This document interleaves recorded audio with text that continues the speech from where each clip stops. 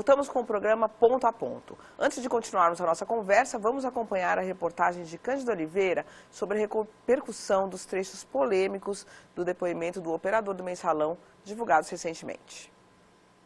A reportagem do jornal Estado de São Paulo, que cita um depoimento sigiloso prestado por Marcos Valério em setembro à Procuradoria-Geral da República, deve abrir novos caminhos de investigações no maior escândalo político do país. O operador do esquema disse que o mensalão foi usado para pagar despesas pessoais do ex-presidente Luiz Inácio Lula da Silva. Cerca de R$100 mil teriam sido depositados na conta de um ex-assessor dele. O publicitário teria dito ainda que Lula sabia de tudo e autorizou todo o esquema. Em nota, o PT negou as acusações e classificou como denúncias desesperadas de Marcos Valério para tentar diminuir as penas dadas a ele pelo Supremo Tribunal Federal.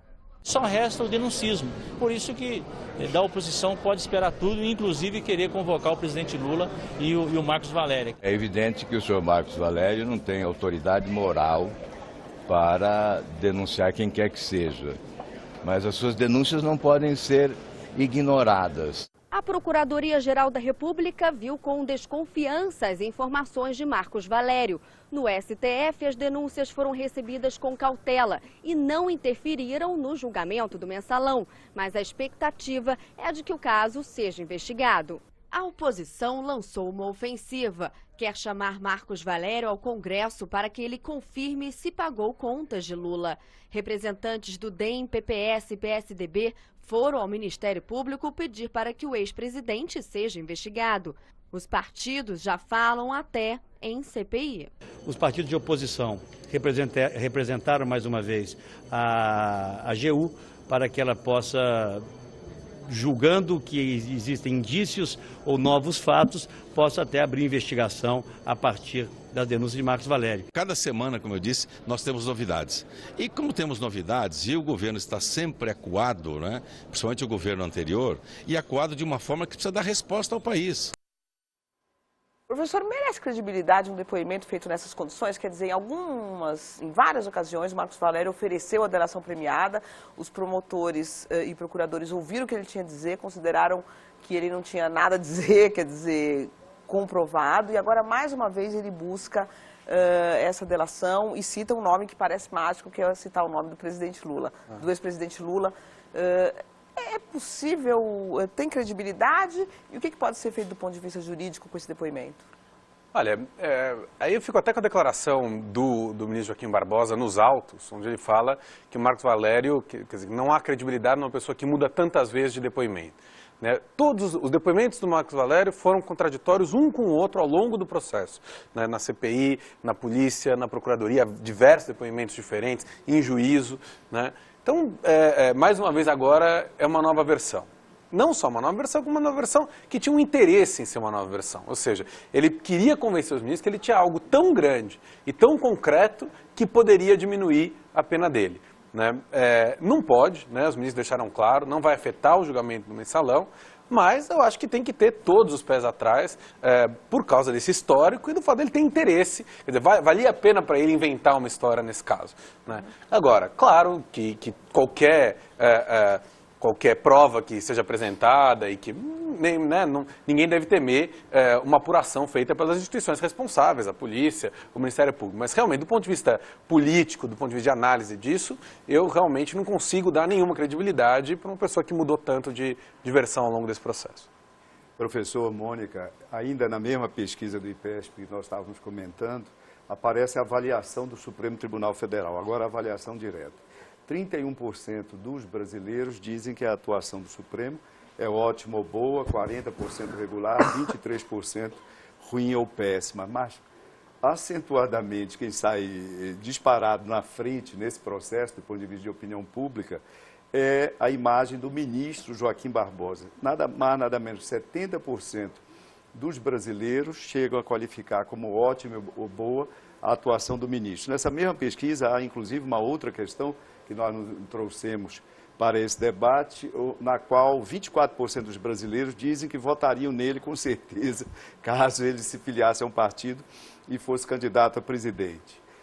Professor, Essa avaliação extremamente positiva, essa imagem aí fortalecida do presidente do Supremo, ministro Joaquim Barbosa, qual é a capacidade de, a médio prazo, contaminar positivamente a imagem da justiça brasileira como um todo, que ainda tem tantos problemas, como nós vamos, inclusive, discutir no bloco seguinte?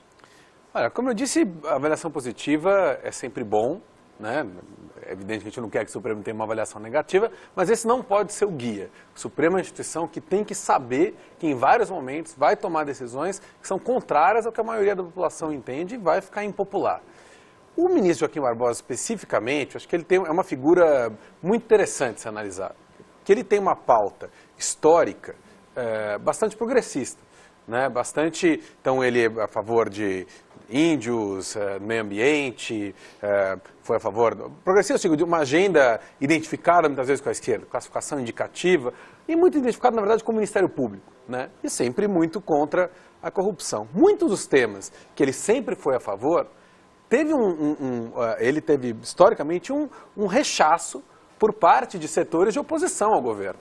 Ele sempre foi muito criticado por setores de oposição. Internamente no Supremo, inclusive. Internamente no Supremo e fora, setores da mídia, etc., que o transformam em um grande herói. A própria entrevista que ele deu à Mônica, ele deixa claro que votou no presidente Lula e na presidenta Dilma, mostrando um certo perfil. Então, acho que o interessante de avaliar agora o que vai acontecer com a imagem pública dele é justamente o fato de uma pessoa que tem uma determinada marca ideológica e que se contrapõe, claro, em função do mensalão, ao PT, né? E depois, e daqui para frente? Quer dizer, ele vai passar a ter novas bandeiras? Acho muito difícil. Ou será que vai ser uma coisa que nem aquela música Geni do Chico Buarque, né? Que jogava pedra, de repente está todo mundo ajoelhando, daqui a pouco está todo mundo jogando pedra de novo. Depois do Executivo e do Legislativo, nós tivemos o Ulisses Guimarães, ele é o primeiro herói do Judiciário brasileiro nessa fase pós-democratização.